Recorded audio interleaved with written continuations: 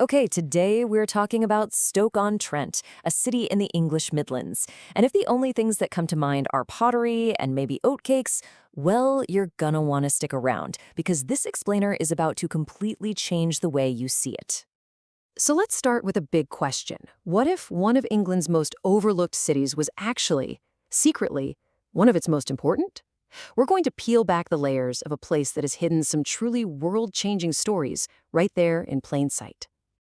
You see, when you picture Stoke, you probably picture this, right? The iconic shape of a bottle kiln.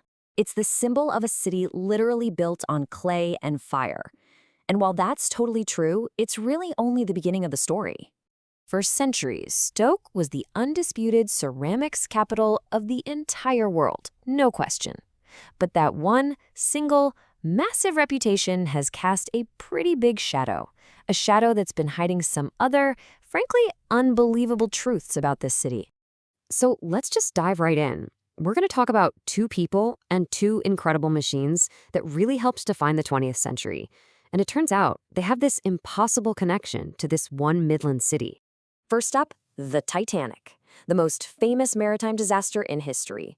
Well, the man in charge, Captain Edward John Smith, was born in Hanley, one of Stoke's 6 towns. He was the son of a local potter who decided to go to sea and ended up becoming the most celebrated captain of his era.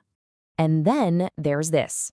The absolute genius who designed the Supermarine Spitfire, the plane that saved Britain in World War II, was an engineer named Reginald J. Mitchell.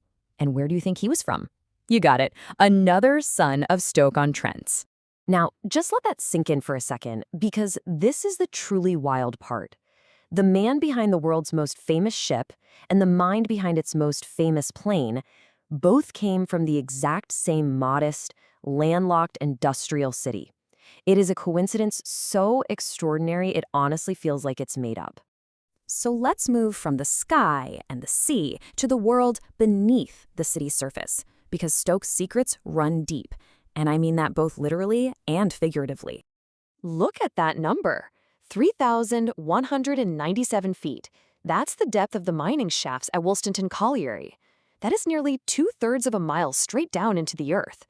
For a while, they were the deepest mining shafts in all of Europe, a huge testament to the city's other great industry, coal. And believe me, this was no side hustle. Stoke's miners were breaking records.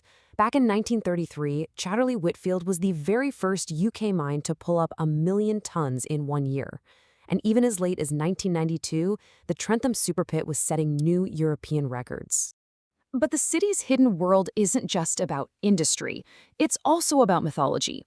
This little line is a local children's rhyme.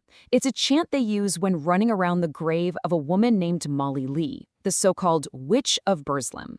Her ghost story goes all the way back to the 1700s, and it's still a massive part of local folklore. Now here is a crucial fact that explains so much about the city's character. Stoke-on-Trent isn't one city that grew outwards from a center. Nope. It's actually a federation of 6 separate, fiercely independent towns that all agreed to join together in 1910.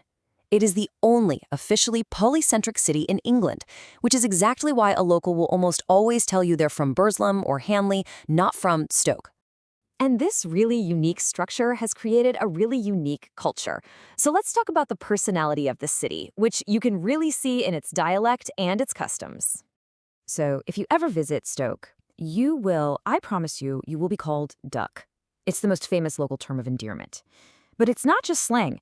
Historians have actually traced it all the way back to the Saxon word ducus, which later became duke. So when a Stokey calls you Duck, they're unknowingly using an ancient term of respect. How cool is that? And then you have the dialect in full flow. This right here is a famous local test sentence. Now, to an outsider, it sounds like another language, but to a Stokey, it's a perfectly clear question. It just means, can you kick a ball against a wall and head it repeatedly until it bursts? It's just a brilliant example of the wonderful musical uniqueness of the Potteries speech. All right, so to finish up, let's really cement this new picture of Stoke as this place of hidden world-class achievement. We're going to do a rapid-fire round of records and firsts. What's this number? 2? Well, that's the ranking of Stoke City Football Club in the list of the world's oldest professional football clubs. Founded way, way back in 1863, they are second only to Notts County. 16.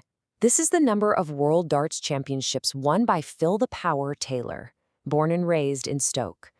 I mean, this is a record of such complete dominance. People compare it to what Tiger Woods did in golf or Michael Jordan in basketball. It's just insane. And the list just keeps going.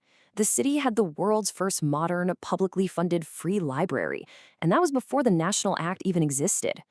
It was home to Sir Oliver Lodge, who didn't just transmit the first ever radio message, but he also invented the spark plug.